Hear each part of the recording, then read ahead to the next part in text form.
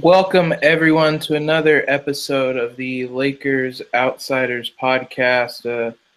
A game recap episode tonight after the what turned out to be a pretty fun Sixers-Lakers game. Not quite as fun if you if you were a Laker fan after Joel Embiid destroyed us tonight, but we'll touch on all sorts of things about tonight's game. Joined by a whole host of people tonight. Ani, I'll start with you. What was just kind of your thoughts on the game and whatnot tonight? So it turns out Joel Embiid is actually really good at basketball, and the Lakers can't shoot the ball worth redacted. So yeah, but other than that, everything went swimmingly. Grant, is it basically the same thing for you? Too much, or one team had Joel Embiid and the other didn't? Yeah, it's a game where the Lakers run into a superstar, and sometimes it's going to happen. And they were still close; they were still putting up a fight, and so I think that shows that the Lakers have made strides as a team, but still, are that really big piece away. And then last, maybe least, Anthony. He's got his "I'm ready to go off" face on right now. Yeah, I'll just I won't even ask you a question. Take it away, Anthony.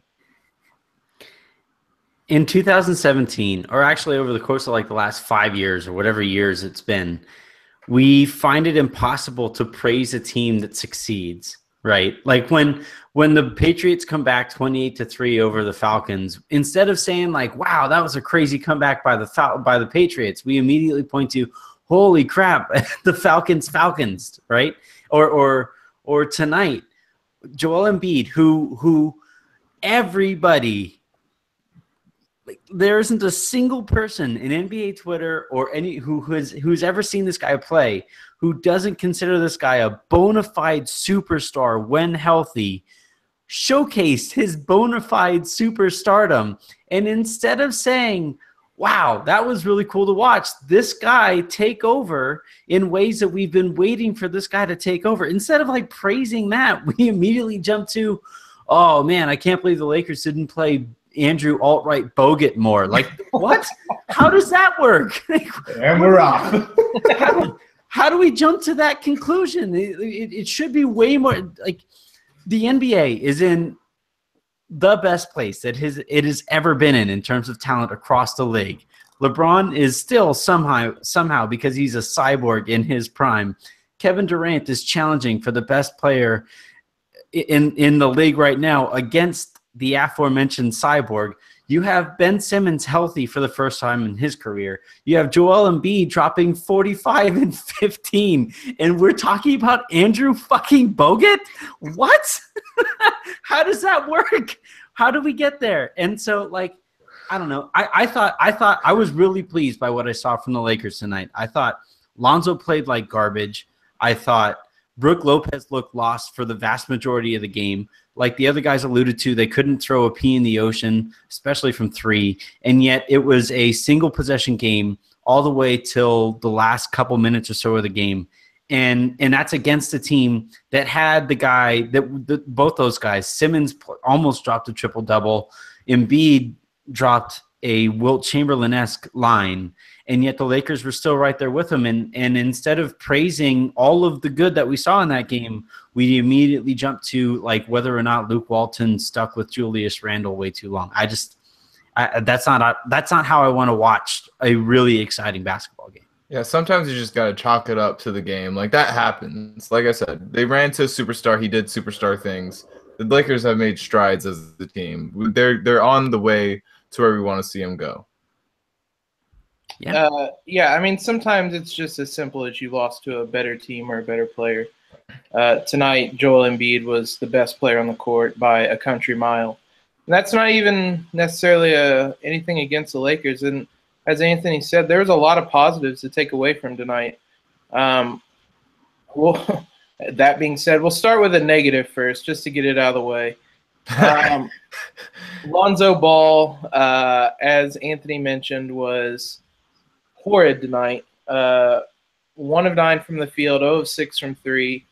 He only played 21 minutes and did not play in the fourth quarter. Second straight game that he sat out the fourth quarter. I'll toss it to you, Hani. What do you think? I mean, is it the right call to not have him play the fourth quarter tonight? Yeah, I think it's fine. I think the Lakers at this point, one, they don't have any incentive to tank, but also they're playing well enough that they're actually trying to win games and still like stay in the playoff race for however long that they can. Lonzo's been playing a ton of minutes his first however many games in the NBA. He's playing like 35 minutes a night, basically. So to me, I don't have the concerns that I did when like Byron Scott would bench D'Angelo Russell and Julius Randle down the stretch, because those guys, one, weren't getting enough minutes, and two, they were playing for a team that wasn't really trying to win anything.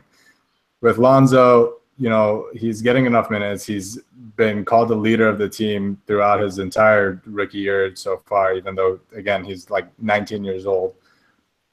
He gets the ball on every single possession. So for me, I don't think it's that big of a deal when the Lakers are saying that he's not playing well tonight, and he had his worst game of the year. To bench him for the fourth quarter and see if they can get, you know, Jordan Clarkson, who's been playing really well, if he can do something in his place instead and try and win a game. And they came close to it because of that. And I'll throw it. I mean, Hani kind of mentioned one other point I wanted to bring up about Lonzo. Then we'll talk positives. I'll throw it to our resident D'Angelo expert, Anthony. How is this kind of different to you than when Byron was sitting D'Angelo, and even Luke last year was sitting D'Angelo in the fourth quarter? So the difference is Jordan Clarkson, and it surprised me and a lot of people how well Clarkson has played as the pseudo de facto backup point guard, right? So the difference here is that when Clarkson was a rookie, Ronnie Price was not better than Jordan Clarkson, especially over the second half of that season. With D'Angelo Russell, who was their other point guard who was closing games? Was it Lou Williams? Like Lou Williams is a better point guard than D'Angelo Russell? Like that's an obscene take, right? And the difference here is that, look, Lonzo, nobody watched that game and thought to themselves, Lonzo's going to come around, right? Lonzo was going to figure this out. Lonzo will, you know, maybe his shot will start dropping, or maybe he'll start finding other ways to affect the game. In other games he has, but in tonight, he definitely did not. And so Clarkson was playing better, and Clarkson has been a better player over the course of of this season so far. And Clarkson is also under contract and in a situation where the Lakers want to showcase him and be able to get rid of that contract. So, like, playing contract doesn't hurt the franchise in ways that playing Ronnie Price and playing Lou Williams did. And again, we'll talk about Clarkson real quick here, but before we do that, the last thing on Lonzo, Grant, he goes 1 for 9 tonight, 0 of 6 from 3. I mean, it took down his shooting percentage even more. It's still not time to worry about him. Or is it shooting? It is shooting, I guess, at this point, is it? Well, I think more than anything, he's in his own head with it. And I know that he knows he's a capable shooter, so I think he's creating that in his own head. And, you know, nights like tonight, you know, I think more so than any other game this season, Lonzo just wasn't locked into it. You could see his body language. He wasn't running up and down the floor like he used to. He wasn't getting anybody involved, and he wasn't as active on defense. And I think that's an outlier in what's been a pretty good rookie campaign for Lonzo Ball this year, besides the shooting. So I think, you know, maybe it'll come around. It's all depending on whether he can get out of his own head with it and start to shoot confidently and uniformly. Positives tonight. We mentioned we'll start with Jordan Clarkson first, since he's the one we've mentioned a little bit, and he's the reason really why Lonzo was sitting. Clarkson. Well, before we move on from Lonzo, can I just make one last point? I look, I get it from ESPN's perspective because LeVar Ball is essentially one of their employees, and because Lonzo Ball, like, if you're looking, for those of you who are working in the online industry, SEO is what demands how all headlines are written. And if you think to yourself, all right, how can I make sure more eyes get to my article or to my game or to my podcast or to my whatever, the best way to do so is to include Lonzo Ball in the coverage somewhere. But I thought ESPN did a piss poor job. Once it looked like Lonzo didn't have it, and once it looked like Ingram did and Kuzma did, they did a really, really bad job. A really bad job showcasing what was actually watchable about that game. And like you even saw it after the game, instead of showing, I think Ingram went for 20 and 10 tonight, right? 20 and 10 plus. Yeah, 26 and 11 at least. Yeah, like so instead of showing Brandon Ingram's line, they showed Lonzo Ball scoring 2 points. Like that's just it's a journalistic farce. Basically, it doesn't do Ingram any kind of service to continue to go back to the lesser player as the face of the franchise. That was kind of too bad, and that was a larger overriding point that I wanted to make about Lonzo, is that Lonzo's shortcomings are going to be all the louder because he's a walking story. Yeah, like because the coverage of him is so stupid. Yeah. Whereas like Ingram's successes are going to be so quiet because the coverage of his team continues to be so stupid. It's so Lonzo centric, and I guarantee you something's going to be published that Lonzo Ball shooting struggles may be attributed to brother's troubles overseas, or something along those lines. And I just think that's so dumb.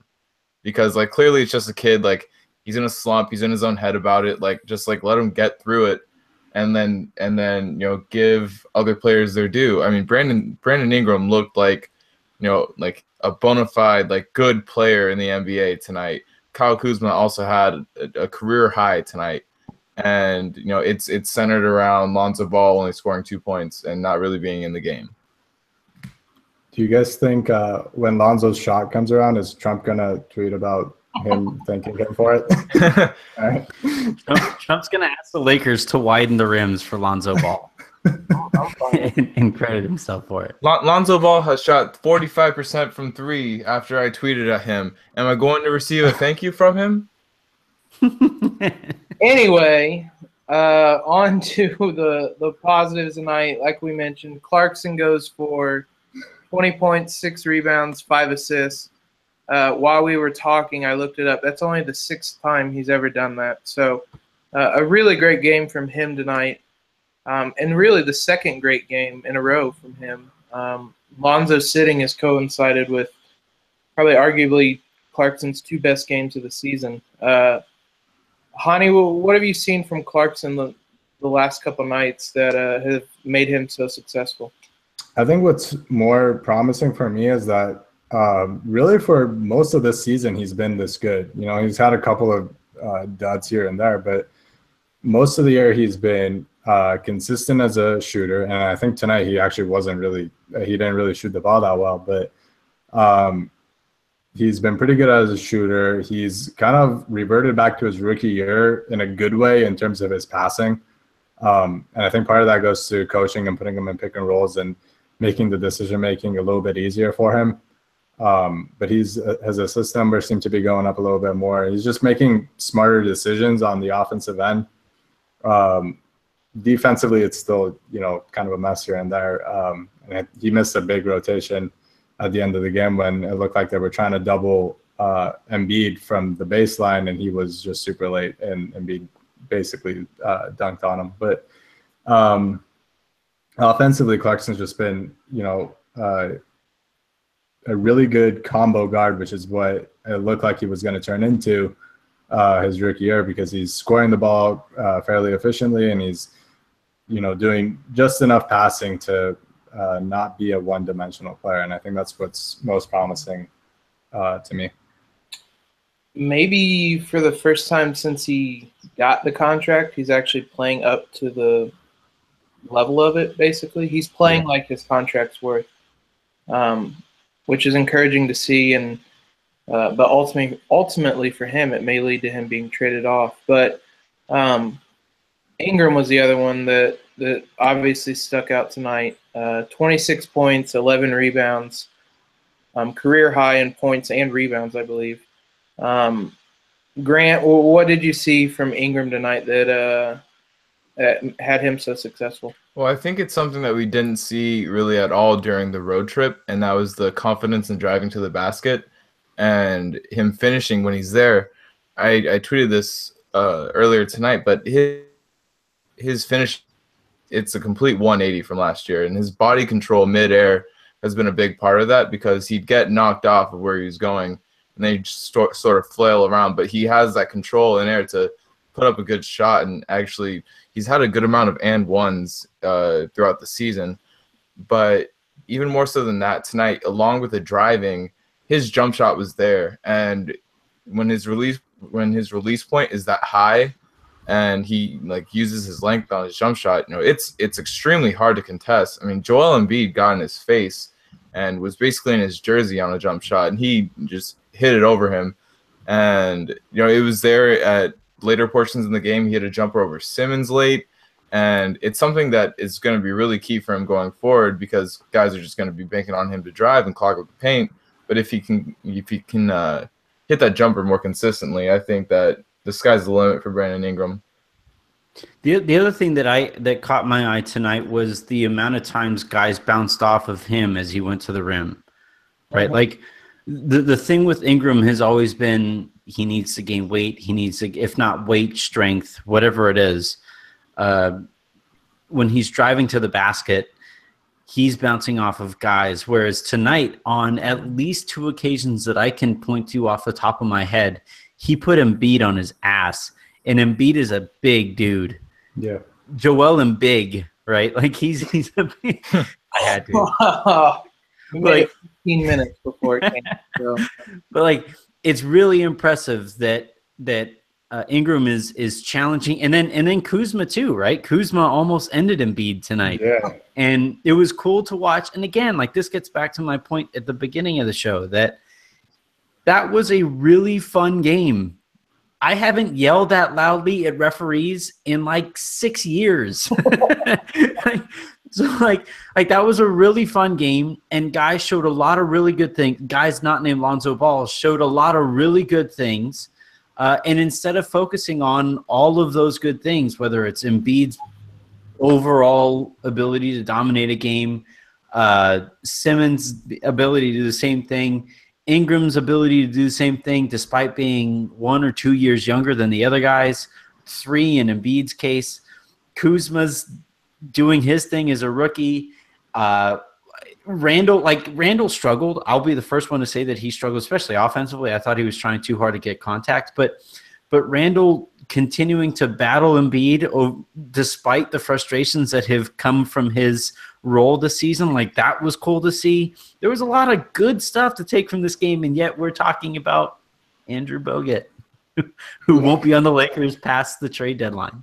Yeah, Andrew Bogut played all right at sometimes during the game, but really the bigger story should be the younger guys and the way they've competed. I mean, they got a couple technical fouls tonight because of the refs being garbage, but like they competed. They played hard, and in the end, they had an opportunity to close out the game. It didn't happen tonight, but it's gonna happen, a night sooner rather than later, and we're going to be really happy that they put it all together.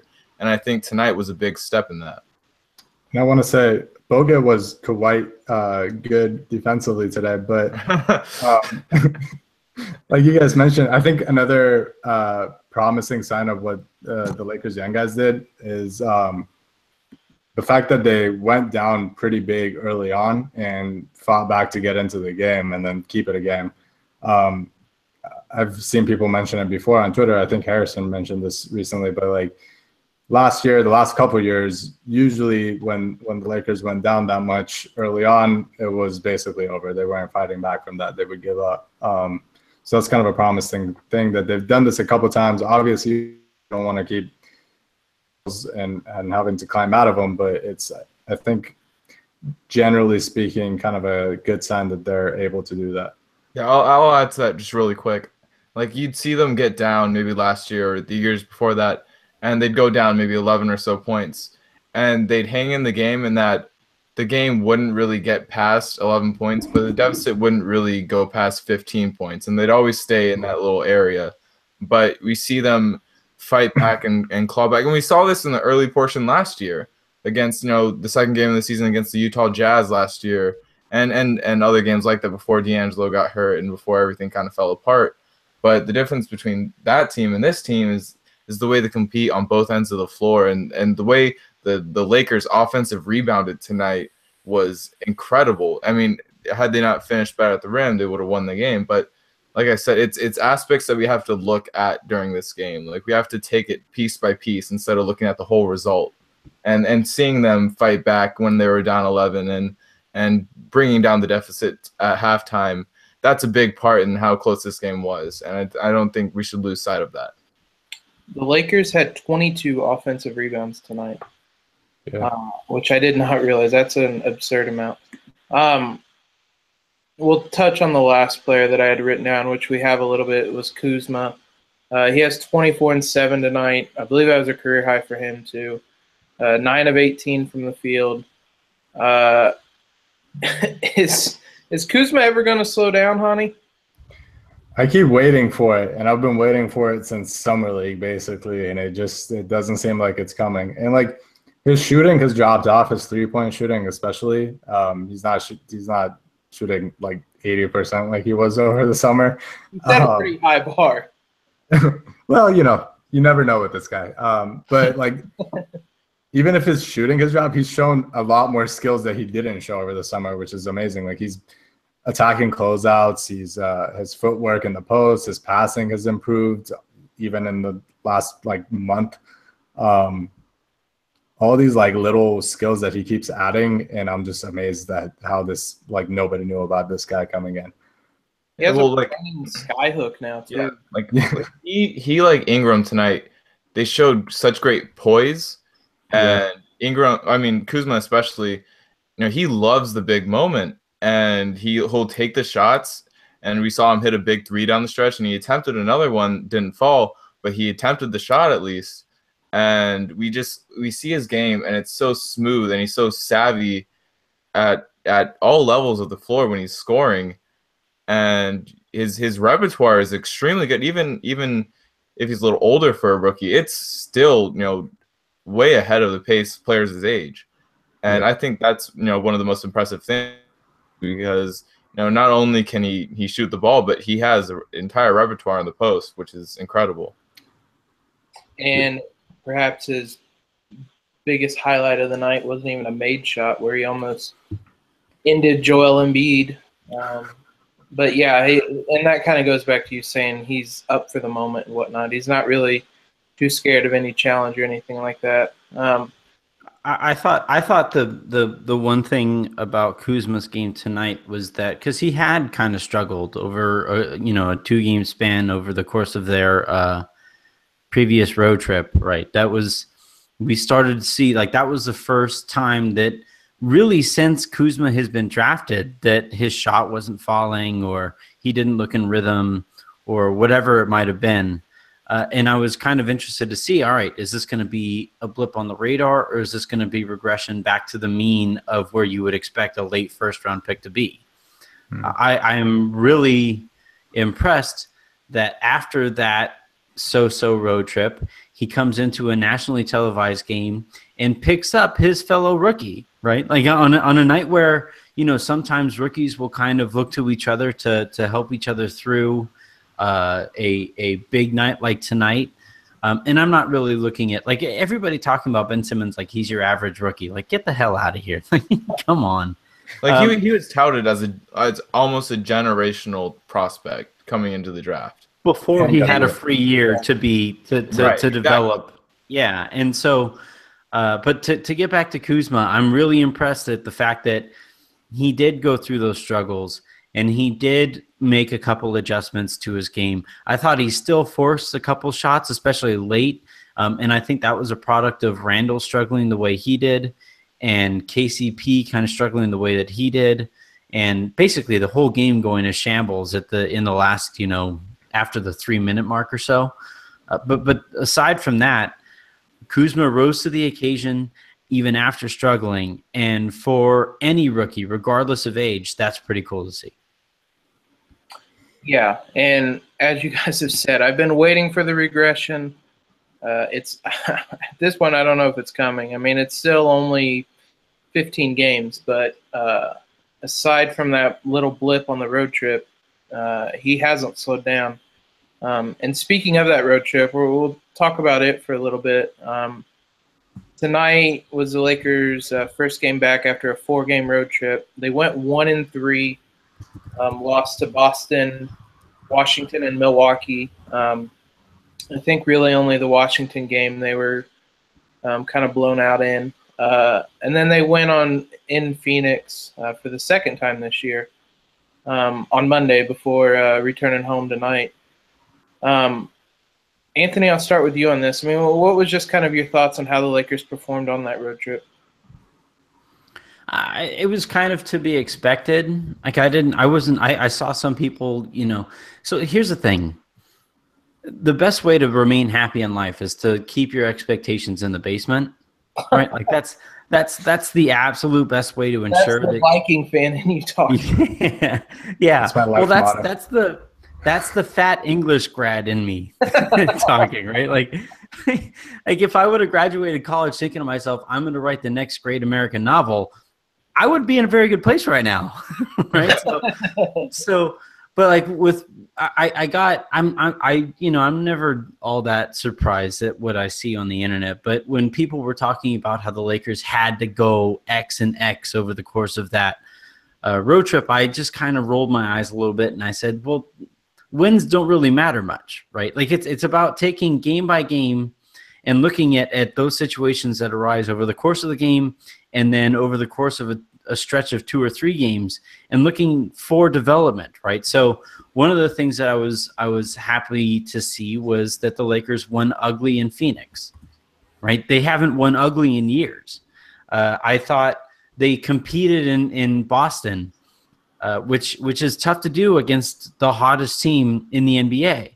I thought, even the Washington game that they, it looked like it was a second night of a back-to-back and it looked like they were going to get throttled. They tried to make a game of it and wound up losing, I believe, by double digits anyway. But there were stretches where it never really felt like they were just like, oh, whatever, we'll just see how the next game goes, right? So I thought they competed night in, night out. The wins may not have come, but I saw good enough things from each, from every player on the team, at least in some moments, to say, yeah, that was a successful road trip for a young team. And I'll throw it to Grant. And Anthony was kind of talking about it. This was kind of, in a way, a barometer of how good this team really was after that 5-5 start. What did you think? A similar question, I guess. What did you think of how they played? I mean, do you still believe this team is kind of for real? Yeah, because in every game that they played, and when they lost, it wasn't for a lack of competition and a lack of effort. And it's kind of the same thing that we saw tonight. They played their hearts out. They gave it all out effort. I mean, they were dead tired tonight on the court, but they still fought and clawed back.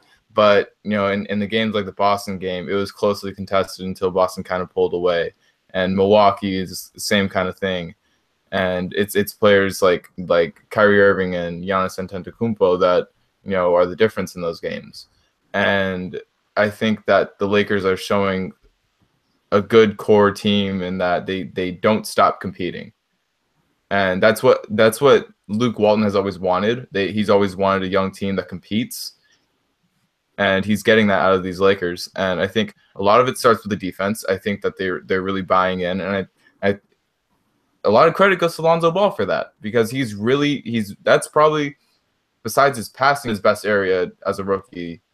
And I've been super impressed by his hands, how fast they are, how instinctual he is on defense when, people are driving to the basket and he pokes the ball away.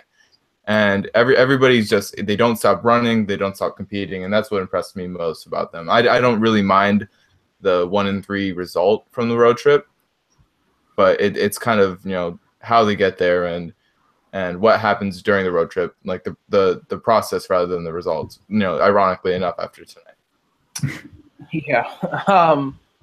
And Grant actually touched on the other thing I was going to mention to you, Hani. The defense. They go on this road trip, and heading into it, they still had a top 10 defense, and I think a lot of us kind of expected that to possibly fall by the wayside with this road trip where they played 3 probable playoff teams. And instead, they're still a solid defensive team. I mean, are we past the point where this is kind of like a blip on the radar, a term we used earlier? Is this really an actually good defensive team? I definitely think it's more. Oh man, I don't know how to word it. I think it's a legit good defense. I don't know if it's top 10 good defense, but I'm kind of grading on a curve based on the last 5 years of Lakers defenses. And I think this one is legit. It seems sustainable. They've got legitimate good defenders at various positions on the roster. Like Grant said, Lonzo's been really good defensively, at least in one-on-one situations compared to what I expected from him. That helps a ton. Caldwell Pope's been really good defensively. Brook Lopez has been pretty solid as a rim protector. Julius Randle has been amazing defensively, and it's not something that I expected at all when I gave a hot take. Like in our preview podcast when I said Randle was going to be the best player on the team, I didn't think it was going to be because of his defense. But yeah, he's the entire team seems to be buying into it. I know there's like some I saw somebody wrote about this, but I think the Lakers are giving up like a ton of shots at the rim, so that's going to make their defense fall off a little bit when teams hit those shots a little more often. So I don't necessarily expect them to keep up a top 10 defense the entire year, but even if it's like a top 20 defense, I'm pretty pleased with that considering where they were a year ago. They're not even just a top 10 defense. They're a top 5 defense. They're 4th after tonight. That's insane. They have a defensive rating of 100. So 100 points per, what is it, 48 position. Like that's kind of why I don't necessarily get everybody clamoring the way they were for Bogut, right? Because like maybe I have to rewatch the end of that game again, but I never felt like, oh God, the Lakers are incapable of getting a stop when they absolutely need to. Whereas I definitely didn't feel comfortable thinking if Bogut was on the court that they'd be able to get a bucket. Yeah. And so like I don't think they're going to finish the season as a top 5 defense, but if you would have told me heading into the year that they'd be league average or better, I'd have taken that. No. I'm saying like I wouldn't have believed it. Meaning like I'd be perfectly happy. You know, if somebody would have told me that they're from the future, and based on your expectations for the team. Now, I'd like to see them a little further ahead offensively, but I really think that comes back to how hard they've worked on defense, right? Because there's only so many hours of practice in a day. Yeah. So if they're focusing solely on defense, that's what Miami did the first year that those 3 guys got together, right? Was they said, all right, we're gonna play this insane amoeba defense. We're gonna switch everything. We're gonna get after it, and a lot of our offense is gonna be a direct result of how we play defense. And I think, you know, maybe that's the way the Lakers are going about it right now, which kind of makes sense given the fact that a lot of these guys aren't going to be around long term. Like, why focus really hard on offensive scheme when KCP isn't going to be around next year? Brook Lopez isn't going to be around next year. We aren't even sure Julius Randle or Jordan Clarkson are going to be around next year. So just focus on something. If their plan goes to how they want it, they're not going to be around next year. So focus on something that you can compete night in, night out with, and go from there. And it's been really cool to watch. It's just made the games a little bit more frustrating because you're looking at the offense like, why can't you keep up? Like if you were just league average, this team would be a 40-win team. Yeah, I'd say they'd hover around 500. And Anthony, you bring up a good point in these players not being around long term. It really provides clarity going in, like when you're in the preseason and Luke Walton hasn't installed any of his half court offense, because like why I mean, not waste your time assembling a full scheme for these guys, but like you're obviously going to play faster and more loose and less structured when you have a team assembled of guys like Andrew Bogut, Corey Brewer, KCP, Brook Lopez. These are guys that are getting minutes, and they're playing in high leverage situations. I mean, sans Bogut really, but Brewer's getting at least 10 minutes a game, and Lopez is a big part of the offense. So I don't see why they would install a heavy half court offense. So that actually provides clarity, and hindsight's pretty proving. And going off of that, I think that's a really good mark on Luke, being able to get these guys to buy in defensively when half of them know they're not going to be on the team next year. The way they're playing as a team, especially on that end of the floor, is kind of incredible. You just don't see that in these kind of situations. And I think as much as we criticize Luke usually fairly for a lot of his decisions, I think that's something that's got to go in the pro column. Well, they're also playing for the next contract too. Yeah, that too, definitely. But usually if you're playing for a contract, that means you're going one-on-one on the offensive end and chucking shots. Yeah, and, it's really rare that guys get. Yeah, it's really rare that guys get contracts for defense. Yeah. Yeah, I mean, like as much as KCP was praised for his defense, that 3-point ability, and I mean he's a career 33% shooter from 3-point, but his billing as a 3-and-D guy really got him that money. Mm-hmm. Yeah. And looking forward now, tomorrow or tonight, I guess, if you guys are listening to this, Friday the Lakers play Phoenix. Third time already this season, but it starts a string of 3 home games, but really 4 games after that. They go to Sacramento. 4 games that are winnable: home versus Phoenix, Denver, and Chicago, and then at Sacramento. Hani, I'll throw it to you first. I mean, what are you kind of looking to or hoping to see out of the team these next 4 games? I'll focus on the Suns one, and since Anthony already dropped an F-bomb in this game, I'll just say I got 3 words for you: Corey motherfucking Brewer. I guess the better question would be, did the Lakers start Corey Brewer tonight? Well, I think the better question is, do the Lakers call up Alex Caruso ahead of the Kings game? De'Aaron Fox is out here ducking Alex Caruso, so to speak. But yeah, just what are you, other than Corey Brewer, I guess, what are you expecting to see from the team the next handful of games? I'm hoping Lonzo gets it going a little bit against a team that he's played fairly well against, at least definitely in his first game against them. And maybe, I really hope the Lakers find a way to get him some easier shots as a catch and shoot guy, off ball a little bit more, which I didn't watch a lot of college ball, but I know he succeeded at that at UCLA. So I'm hoping they maybe take the ball out of his hands a few possessions here and there and try to get him some easy looks so he gets his confidence up, because I really do think that's a big reason why he's not hitting these shots. I thought Luke put it well at the after this game, where he said that he thought Lonzo let his shot affect the rest of the facets of the game that he can affect. And like you guys have talked about, Lonzo's defense has been way further ahead than anybody would have envisioned, to his credit. But I thought tonight he was just kind of ghosting around out there, and it'll be, I don't anticipate, all of a sudden Lonzo's shot is just going to, come around kind of situation.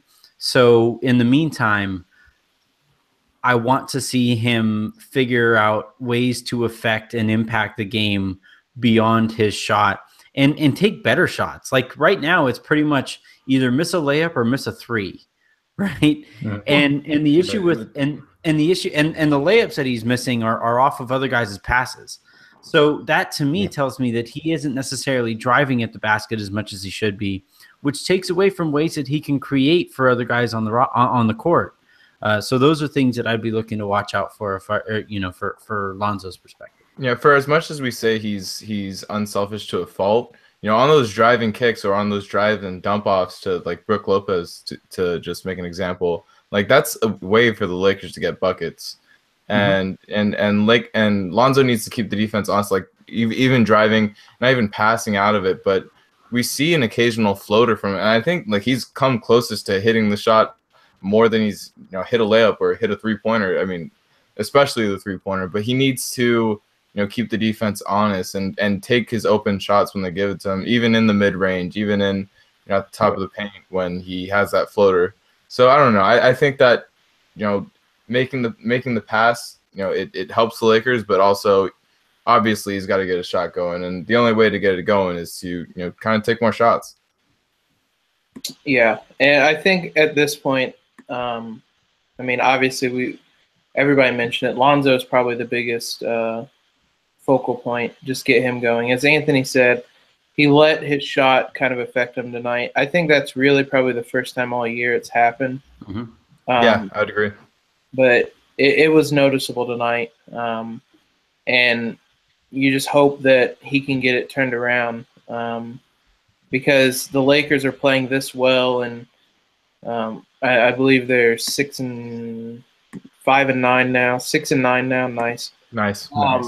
And in spite of Lonzo just being like historically bad offensively, so it'd be interesting to see if they could just get him to play even at an average level, just knocking down open threes, stuff like that. I think that'll do it for us tonight, though.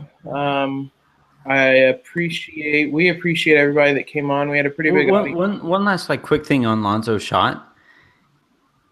It looks to me when he shoots the ball, you guys can correct me if I'm crazy, or you can tell me if I'm crazy here. I'm not in general, but for this point specifically. But does it not look to you like when Lonzo shoots it, it's like, well, I gotta fire something up here, right? Yeah. Like he never looks like, and we saw it from Ingram for stretches last year where it was like, and in the preseason where it was, I just got to put my head down and try to get to the rim regardless of the way this shot looks coming out of my hands. And what I want to see from Lonzo, like I would like to go an entire game from Lonzo Ball where nobody says, you got to take that shot, Lonzo, or you can't hesitate there, Lonzo. Like that to me, whether the shot goes in or out, that's the starting point, that he has the confidence to not hesitate and visibly not hesitate. Right. I think we saw that on the 3-pointer attempt that was blocked at the top of the key tonight. Like he gets the ball and he's like, well, I'll put up this shot, I guess. Yeah. The second one, right, where the first it was when they were going to our left and he shot the ball and his first shot hit the backboard first, and then the ball kind of bounced around and it found him there on the wing. Yeah. And he was so wide open that it was like, well, I guess I gotta shoot, and it came up short. The whole time, it looked like he was thinking throughout the whole shot. Mm-hmm. And part of being a good shooter is just having that ability to be unconscious when you shoot, and you got to just have a clear mind and not think all the way through. You're not going, all right, let me bring it up, let me square up to the rim, let me have my follow through. You just got to let it fly. And I think that when we see the confidence and we see him taking the open shots that the offense creates for him or the defense gives to him, I think then we'll start to see a shot come around. And it's going to be a process. It's going to be slow and it's going to take a while, but I think it has the ability to come around. I don't think it's doomed by any means. Clear eyes, full hearts, can't lose. There you go. Letting it fly, not just applying to basketball shots, also to real life shots. By the way, I'm gonna let a hot take fly. We played the Sixers tonight. Joel Embiid went off. I think by the end of next season, he could very well be the best player in the NBA if he stays healthy, which is obviously the caveat with him. That's why I say could, because if he does, I think that he has the capacity to do it. Grant, you mentioned Joel Embiid, but you were talking about Kyle Kuzma. That was an interesting way to win. No, I said in the NBA. I didn't say ever. Oh, okay. Yeah, sorry, that's on me. I need to clarify. It'll be real interesting to see how LeBron reacts to coming off the bench behind Kyle Kuzma. But yeah, with that, we'll call it a podcast. We appreciate everybody that watched tonight. We had a pretty big audience tonight. We will try to get these back up on iTunes. I know we'd been having problems with them before. We'll try to get those back up, get that taken care of. But yeah, for Hani, Grant, and Anthony, this is Jacob signing off. Have a great one.